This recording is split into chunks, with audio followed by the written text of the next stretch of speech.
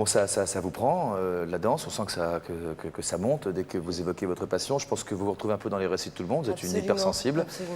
C'est écrit sur votre front.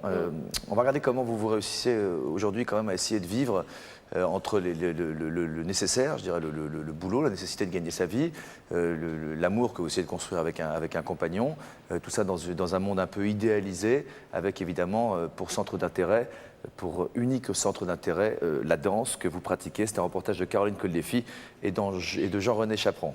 Anne, allons-y. Dès que je passe vers ces monuments, je demande toujours à ma mère de se garer là, à l'entrée sortie des artistes, donc derrière l'opéra, parce que si jamais je peux apercevoir un danseur ou une danseuse du corps de ballet, voilà, je suis aux anges, moi. Vous leur parlez? Ah non, non, non, je ne me permettrai pas. Non, non, non, non, faut pas exagérer, non. Non, mais déjà de les voir, de voir leur peur de tête, pour moi, c'est déjà beaucoup.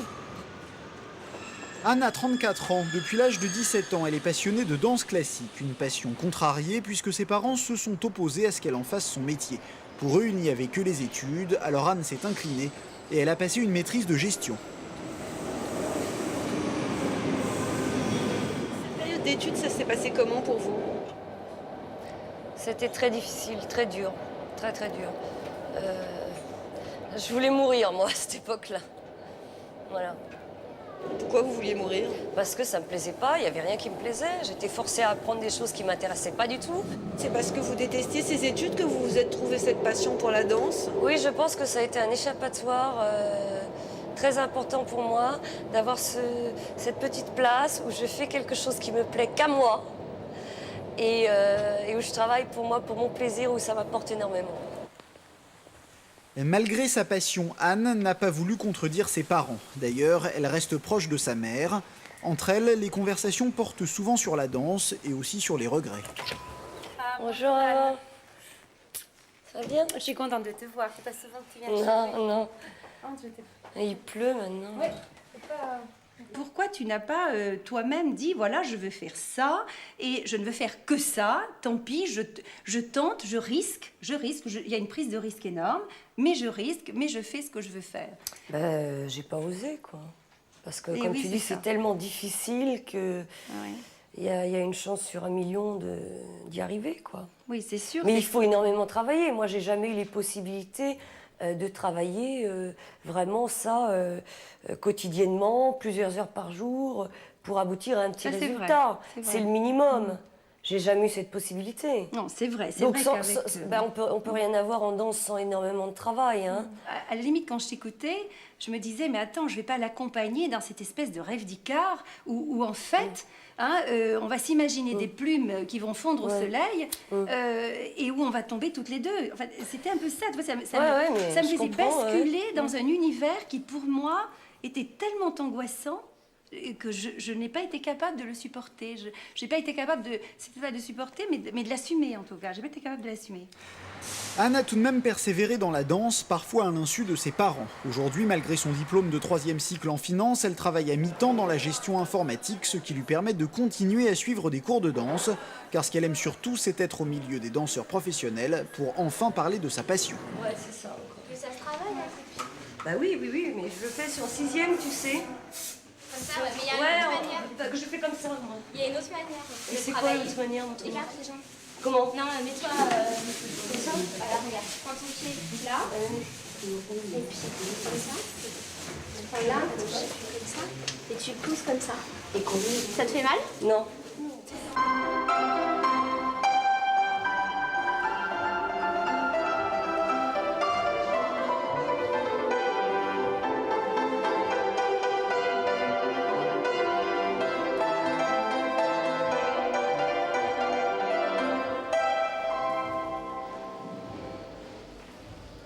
Pensez toujours vous monter bien à fond dans la jambe de terre, hein, la jambe de terre, la hanche de terre.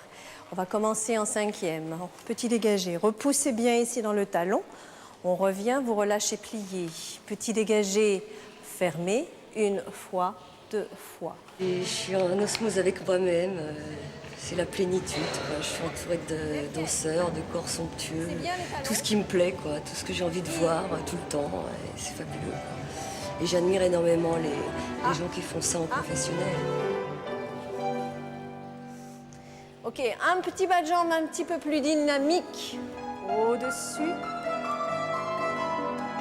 Voilà, maintenant, garde bien le bassin et on va en avant.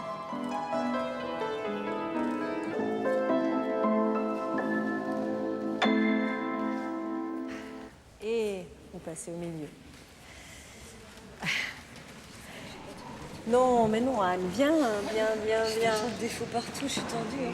Non, il y a des très très bonnes choses. Ah bon? Un bon placement, bien, bon bas de jambe, bonne ouverture. Un peu de tension au niveau des épaules. Oui.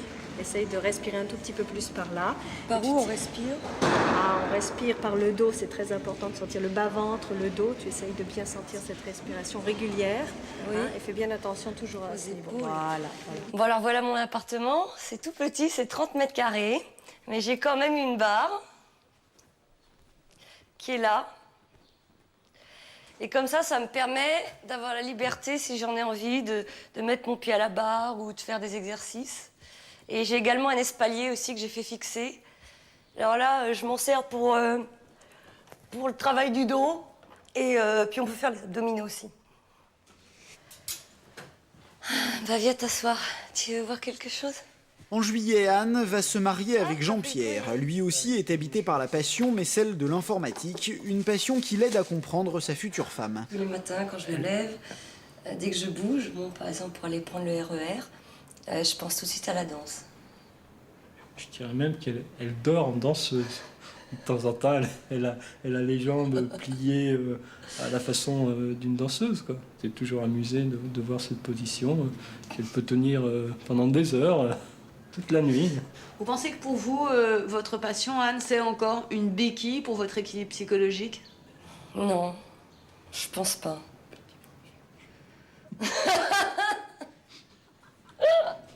Alors réponds. Si, moi je pense que c'est une béquille pour son équilibre psychologique. Je pense que c'est un élément, c'est une ouverture. Je sais pas, c'est peut-être... C'est un monde à part, c'est un monde d'initiés, c'est un monde d'effort aussi, quelque part ça la rassure, parce que ça montre qu'elle est aussi capable de faire des efforts. Ça m'aide à affronter les difficultés de la vie, à fournir beaucoup d'efforts, à avoir de la volonté et tout, quoi. Ça m'aide dans tout. Et vous avez le sentiment que la découverte de cette passion, c'est quelque chose qui vous a épanoui? Ça m'a permis de faire des études, ça m'a permis d'être plus sûre de moi. C'est un objectif de vie également. C'est quoi l'objectif? Eh ben, j'aimerais bien arriver à faire une pirouette 4e. C'est comment une dans la pirouette danse? Alors voilà, une pirouette 4e, normalement, on part cette position en 4e et il faut qu'on tourne sur nous-mêmes un tour et on retrouve cette position initiale sans avoir bougé. Alors bon, moi, je sais pas bien le faire. Voilà, j'ai essayé.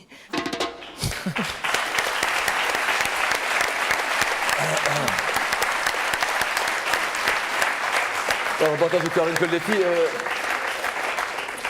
Au-delà de l'objectif de la pirouette 4e, vous avez d'autres objectifs dans votre parcours de danseuse maintenant? Dans la danse, c'est déjà une étape pour moi. Quand j'arriverai à faire ça, j'arriverai à faire plus de pas compliqués. Mais il y a la pirouette première, deuxième, troisième? Non, ça c'est les positions de base, comme le solfège. Mais la pirouette, c'est 4e position. Ah, toujours, d'accord. Et il y a pirouette attitude, pirouette... après, ça se complique, plus le niveau est élevé. C'est là ce qu'il faut, en fait, c'est réussir à tourner tout doucement? Ouais, non, pas doucement, très très vite, très, très justement. vite, Il faut très vite bouger la tête pour qu'on reste comme si on n'avait pas bougé. Qu'on fasse croire au public qu'on n'a pas bougé. Donc c'est une maîtrise parfaite du corps, Ah oui, comme en gymnastique, par exemple, avec en plus une dimension artistique qui Absolument, parce qu'on ne doit pas montrer l'effort ça. au public. Quel est votre but ultime en pratiquant la danse, au-delà de la pirouette 4e? Je sais pas. Je vous dis, si j'arrive à faire ça, pour moi, j'aurai d'autres objectifs. C'est-à-dire que la danse, l'intérêt, c'est qu'on évolue tout le temps. Ça ne s'arrête pas. La vie n'est pas assez longue si on veut y réussir vraiment. Et c'est ça l'intérêt, c'est que tous les jours, on travaille un peu plus, on a un petit plus qui est utilisable pour le lendemain. Et voilà, on avance tout le temps. Et... La danse occupe quasiment toutes vos pensées. J'imagine que votre compagnon a quand même sa place. Absolument. Et pourtant, ce n'est pas votre métier, hein. Vous ne l'exercez pas. Non, Donc comment vous non. réussissez à compenser? Ben moi, l'essentiel pour moi, c'est que je puisse le pratiquer, c'est que je puisse tous les jours avoir un minimum de temps pour travailler pour la danse. Malgré tout, Voilà. il demeure une frustration, enfin... Ah ben, c'est-à-dire que je ne peux pas me lever si je n'ai pas ce minimum vital de temps où je vais travailler pour la danse. Je ne me lève pas, là. C'est pas la peine. Ne vous énervez pas. Non, mais bon. Vous avez l'air un peu débridé, un peu, enfin, je veux dire, tout à fait, enfin, je veux dire, de laisser libre cours à vos émotions et à vos sentiments. Est-ce que c'était le cas plus tôt, quand vos parents vous ont contrarié? Est-ce que vous étiez déjà comme ça, très ouverte, très... Ah non, c'était le contraire, là. Ah. Je ne parlais pas, là. J'étais mutique, isolée. Ouais. Oui, non, j'étais très Johan, isolée. comment vous avez vécu la situation où on a vu Anne discuter avec sa maman justement de la contrariété de cette passion obsessionnelle? Je pense qu'il y a eu un problème d'entendre, que les parents voyaient leur enfant, voulaient qu'il fasse ça, mais aussi dans l'intérêt de l'enfant. Enfin, je dis ça, mais dans l'intérêt de l'enfant, pour qu'il aille loin, enfin, toujours en voyant le mieux qu'il pourrait y avoir pour l'enfant, mais toujours dans un aspect matériel. Et je pense que c'est pas ça le mieux, en tout cas pour l'équilibre psychologique de la personne. C'est que vous comprenez que les parents puissent se tromper en se disant il faut que mon enfant réussisse. Je pense qu'ils se trompent très souvent, de toute façon. Vous pensez plus tard, vous, avoir des enfants? Je sais pas. Ouais. Vous y pensez, vous? Non. C'est ça que vous voulez pas en avoir? Non, j'ai pas le désir. Et vous, pourquoi, à votre avis? Parce que je ne veux pas faire l'erreur majoritaire, c'est-à-dire de faire des enfants pour déjà faire une programmation du début, se dire, bon voilà, alors moi j'ai eu cette vie-là, donc lui il faut qu'il fasse ça, ça, ça, ça, ça, et non, je ne veux pas. Vous avez peur de vous tromper? Absolument. On va donner la parole à votre maman qui a eu la gentillesse et le courage de venir nous parler ce soir, c'est Madame Christiane Tessier. Est-ce que vous avez un micro, Madame? Oui, tout à fait. Bonsoir, Je sais pas bienvenue. si mal. Quand vous vous êtes rendu compte que vous poussiez, il fonctionne tout à fait, que vous Oui. poussiez votre fille dans une voie qui n'était pas la sienne, finalement, puisqu'aujourd'hui, on voit bien qu'elle regrette. Elle, est-ce que vous regrettez, vous aussi?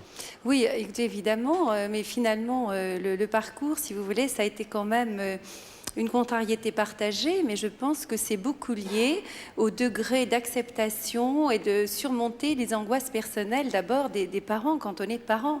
Et la voie qu'elle avait choisie n'est pas une voie facile, c'est une voie extrêmement difficile. Et je ne suis pas sûre qu'elle aurait eu une autre passion dans un autre domaine qui m'aurait paru plus accessible. À présent, c'est peut-être un faux argument que je donne là, mais j'aurais pas vu les choses un peu différemment. Je veux dire, c'est quand même une discipline extrêmement difficile, qui correspondait probablement au tempérament de ma fille, profondément, mais si vous voulez, c'est maintenant que je me rends compte de tout ça, c'est-à-dire très tardivement, très tardivement. Mais à l'époque, Très tardivement, c'est-à-dire récemment. Ben, elle a 34 ans. Enfin, bon, mettons que je m'en rende compte depuis 7 ou 8 ans, mais Ouais, déjà ça. c'était beaucoup trop tard. Puisque tout se joue, Anne l'a dit très justement tout à l'heure, tout se joue à 6-7 ans. Donc, en tant que parent, il faut avoir une lucidité que je n'ai pas eue, ça c'est clair. Ça, c'est clair.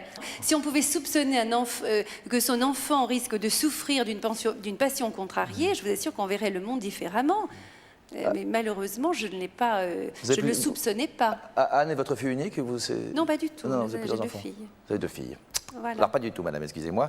Voilà. Qu'en pense le monsieur qui est derrière moi? Je ne pense pas qu'elle l'ait fait pour aller contre, encore une fois, la vie de ses parents. Elle le fait sur le plan musculaire et sur le plan spirituel. Est-ce que je me trompe? Oui, il y a un peu de ça, mais c'est sur le plan surtout artistique. Voilà. Transcender la réalité. Spirituel, je pense que là... Oui, voilà, c'est ça, oui. Ça reprend spirituel, en fait, je crois. Transcender la réalité, c'est-à-dire rendre la vie plus belle, vous la trouvez pas belle, la vie? Non. L'homme comme la Attends, femme... 2 secondes, docteur. Qu'est-ce qui vous peut... Non, mais quand je regarde les gens dans la rue, quand je suis pas en cours de danse, non, ça me plaît pas. Je trouve pas ça beau, non, je trouve pas que les gens soient beaux. Quand je les vois marcher, ils se tiennent, je sais pas comment, non. Je crois que le monde n'est pas assez gracieux, quoi. Absolument. Est-ce que vous pensez que vous auriez été plus heureuse si votre maman, votre papa vous aurait permis de laisser aller votre vie vers votre passion très tôt? Ça, c'est aussi une autre question. Je pense que oui, certainement, ça c'est sûr, oui. Parce que même si j'avais pas réussi, si vous voulez, dans la danse, puisque c'est ce qui est le plus difficile au niveau artistique, je pense que ceux qui réussissent pas dans la danse, après évoluent vers le cinéma, le théâtre, comme énormément de comédiennes françaises actuelles. Donc ça aurait été un tremplin, la scène, etc., pour faire autre chose qui est plus lié à la danse qu'un métier. Beaucoup de metteurs en scène disent d'ailleurs que tous ceux qui maîtrisent parfaitement la danse font généralement de très bons comédiens. Absolument. Parce qu'ils maîtrisent à la fois leur corps et, Oui, ils ont et une leurs discipline émotions. incroyable aussi. Ouais, tout à fait. À mettre en scène, c'est très facile. Vous parlez tout à l'heure du fait que vous n'avez pas osé, contrairement à Johan, vous battre contre vos parents. À votre avis, qu'est-ce qui vous a retenu? Et l'autorité paternelle. Hein. L'autorité paternelle. Vous aviez peur? Oui, j'avais peur, bien sûr, j'avais peur. Je sentais qu'il n'y avait pas du tout d'ouverture. Je savais que, si vous voulez, j'ai même pas fait l'effort parce que je sentais que c'était pas possible. Je sentais que même en le disant, ça n'aboutirait pas. Et si vous mettez à leur place maintenant, est-ce que vous pensez que vous auriez agi différemment qu'eux? Vu leur contexte, je ne sais pas, c'est difficile à dire. Hein. Ça fait rire, Madame Tessier, ça. Non, mais j'entends surtout surtout le contexte de mon père, finalement. Je ne sais pas. Je ne peux pas savoir. Non, mais je voulais dire que c'est vrai que mon mari avait une autorité forte, il a une forte personnalité, mais il y a le contexte familial. On est d'un milieu, si vous voulez, bourgeois conformiste, et c'est clair, mais je le dis. C'est rare qu'on dise, nous sommes... Mais je le dis. Bravo, madame. Et au fond de moi, j'adore la fantaisie. C'est pas souvent, hein. C'est pas souvent. Généralement, on le dit des autres. Je ne pensais pas être applaudie pour ça, vous voyez, vraiment. Mais enfin, généralement, on le dit des autres, c'est la franchise. Sans qu'on doute, on applaudit. doit renvoyer une image tellement forte. Ah non, c'est pas, vous êtes bourgeoise conformiste, ouais, bravo. Tout à fait. Mais au fond de moi, j'admire la fantaisie, j'adore les gens qui sont complètement à l'opposé de ce que je suis. Donc, en fait, il y a quand même, comme dans ma fille, une fibre qui est tout à fait différente, peut-être, de l'image qu'on renvoie. Mais je crois très profondément, je vais arrêter là, que c'est un problème de gestion d'angoisse personnelle par rapport à certains projets qui paraissent fous pour des parents. Avec une contradiction entre le côté raison que vous exprimez, puis le côté vent de liberté qui était également sous-jacent chez vous. Tout à fait. Puis on est ici d'un milieu d'enseignement, d'enseignants, etc. Donc la réussite scolaire était très importante. Et voilà, il y a tout ça. Qu'est-ce que vous mettez dans votre amour de la danse? Est-ce que vous pensez que cet amour exclusif que vous avez pour la danse, même si votre compagnon trouve quand même sa place, est aussi une sorte de refuge dans lequel vous vous cachez, vous pensez? Moi, je ne sais pas. C'est peut-être un refuge, oui, parce que ça me plaît bien, je vois des beaux danseurs, tout me convient dans les cours de danse, c'est clair, la discipline, la rigueur, le travail, le fait qu'on ne peut pas tricher, tout me correspond en fait là-dedans.